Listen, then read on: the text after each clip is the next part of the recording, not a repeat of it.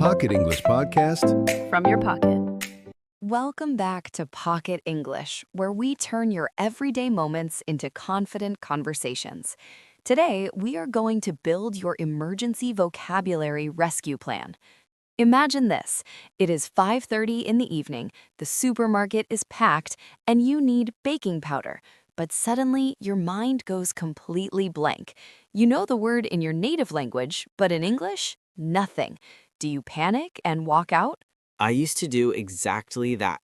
I once walked up and down a store aisle for 20 minutes looking for a can opener because I was too embarrassed to ask for help without knowing the exact name.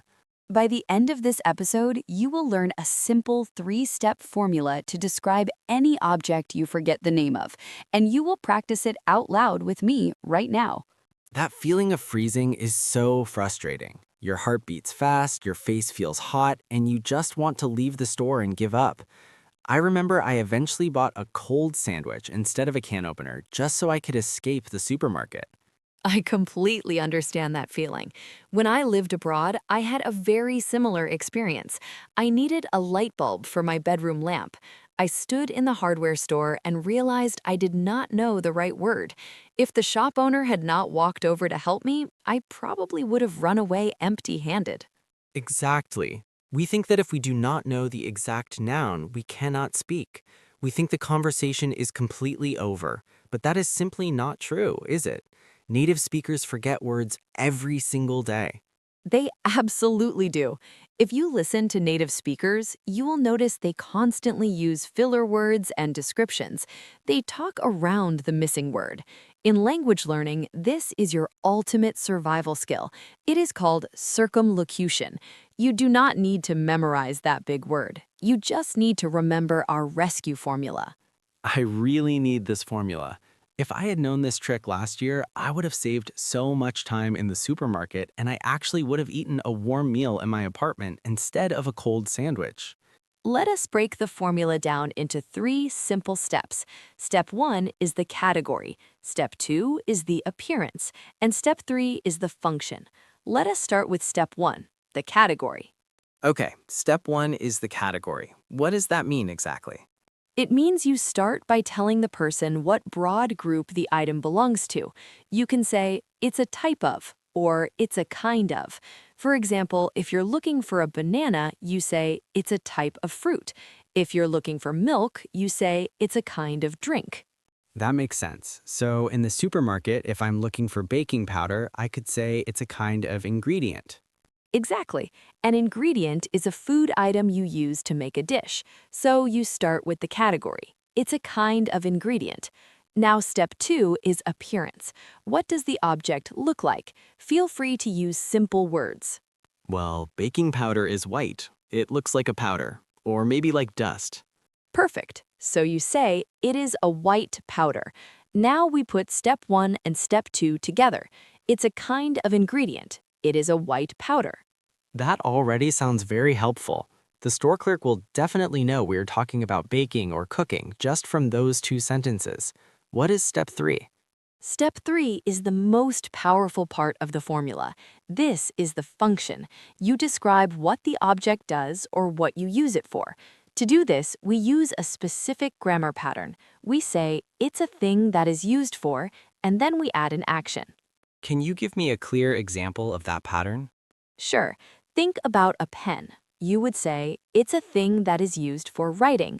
The word that connects the object to its action.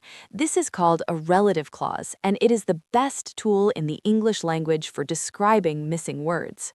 Ah, I understand now. It's a thing that is used for writing. So if I go back to my embarrassing can opener story, how would I describe a can opener using this whole 3-step formula? Let us build it together right now. Step 1, the category. What type of thing is a can opener? It's a type of tool. Good. Step 2, appearance. What does it look like? Feel free to use simple words. It's made of metal. It's small. Great. And step 3, the function. What do you use it for? Use the new pattern we just learned. It's a thing that is used for opening metal cans. Exactly. Now say it all together as if you're talking to the store clerk. Excuse me, I'm looking for a type of tool. It's small and made of metal. It's a thing that is used for opening cans. If you say that to any store clerk in the world, they will smile and walk you straight to the can openers. You did not need the exact word at all. You just needed the formula to guide them. That feels incredibly empowering. I don't have to be afraid of forgetting a word ever again. It feels like a safety net. That is the exact goal. And before we move on to our interactive game, I want you, the listener, to pause and activate your own English. Look down at your shoes right now. I want you to describe them out loud using our step 3 pattern. Say, it is a thing that, and describe what shoes do. I will give you a few seconds to speak out loud. Did you do it? You probably said something like, it is a thing that you wear on your feet, or it is a thing that is used for walking outside. If you spoke out loud, great job. You are building real speaking confidence. When native speakers use this phrase, we usually link the words together. We do not say every single word perfectly clearly. Instead of saying, it is a thing that is used for, we squeeze it together and say, it's a thing that's used for. It's a thing that's used for. The words just flow together in one breath. Yes, it sounds much more natural. Let us practice that rhythm. Repeat after me out loud wherever you are listening.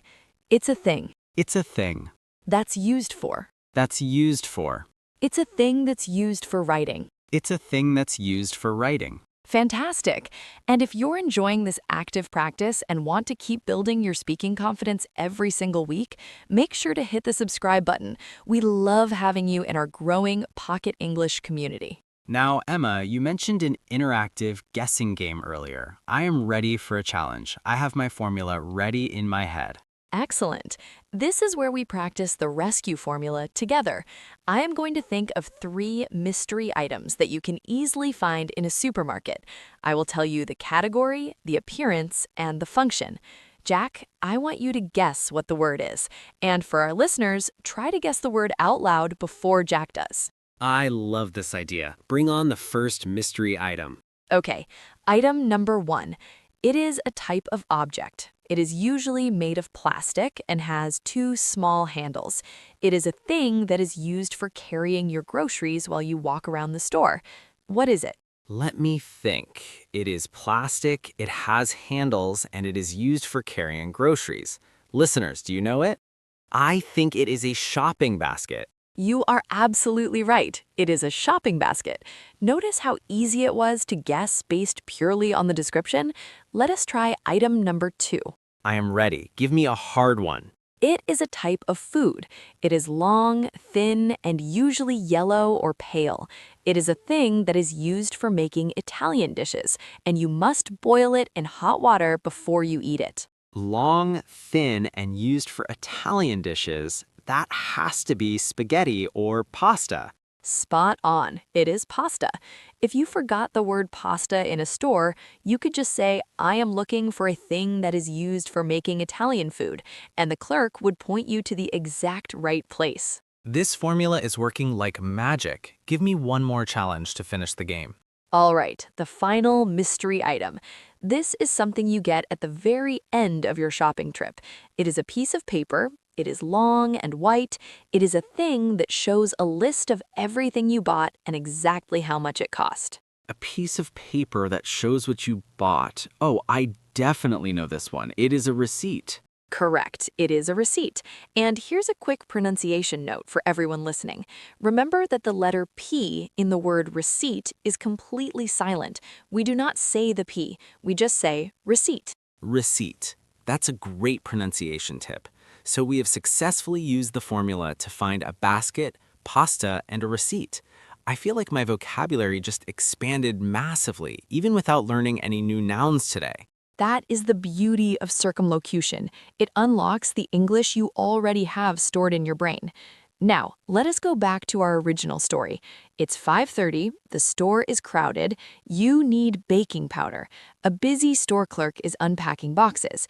Jack, play the role of the shopper. Use the formula to get help. Excuse me, I'm looking for something, but I forgot the English word. It's a kind of ingredient. It's a white powder that is used for making cakes rise in the oven. Oh, you mean baking powder. Yes, that's in aisle 4, right next to the flour and sugar. Let me show you where it is. Wow, the clerk understood immediately. But wait, Emma, the clerk said it's in aisle 4. What exactly is an aisle? I hear that word a lot when I go shopping, but I'm never quite sure what it means. That is a very important question. An aisle is the long walkway between the tall shelves in a store. You walk down the aisle to find your food. Ah, I see. So the bread might be in aisle 2 and the fruit might be in aisle 1. Exactly. The word is spelled A-I-S-L-E, but the letters A and S are completely silent. We pronounce it exactly like the phrase I will when it is contracted to aisle. Aisle. That spelling is really tricky. Aisle. I walked down the aisle. So a supermarket is basically just a massive building full of aisles. What happens if I use the formula but I still cannot find the right aisle? You can always use a conditional sentence to ask for directions politely. You can say, if I walk down this aisle, will I find the baking items?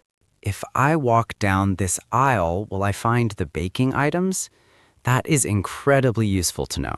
It really is. And the clerk might also tell you that the item is near the checkout counter. The checkout counter is the place where you go to finally pay for your items before you leave the store. Ah, where the cash register is, the checkout counter. When I bought my cold sandwich all those years ago, I went straight to the checkout counter in a total panic. Yes, that is the place. So now look at how much you have learned. You have the grammar formula to describe any missing item, and you have the practical vocabulary to understand the store clerk's directions. You know the word aisle, you know the word ingredient, and you know the checkout counter. If I had practiced this years ago, my trips to the grocery store would have been completely stress-free. I would not have panicked and walked out empty-handed. And that is the growth we want to celebrate today. You do not need a perfect dictionary in your head to speak English well. You just need a few simple tools to explain what you mean. The more you use this formula, the more natural it will feel in your daily life. I am so excited to try this in real life. It takes all the pressure off needing to be perfect. Now it is time to put your new skills to the test. Here's your practice challenge for today. Look around the room you are sitting in right now. Pick one object, but do not tell us what it is. Okay, I am looking at something on my desk right now. Perfect. I want you to go down to the comments and describe that object using our formula. Write, it is a thing that is used for, and describe its function. Let all the other Pocket English listeners guess what your object is in the replies. That is going to be so much fun to read. I will be in the comments guessing your items too. Let us see who can write the best description. For your next step, make this a daily habit. Tomorrow, when you're walking around or sitting on the bus, pick an object and try to describe it in your head using the formula. Do not use your translation app right away. Train your brain to talk around the missing words. You will be amazed at how quickly your speaking confidence grows when you stop relying on the dictionary. You've got this. Keep practicing, be kind to yourself, and we'll see you in the next episode.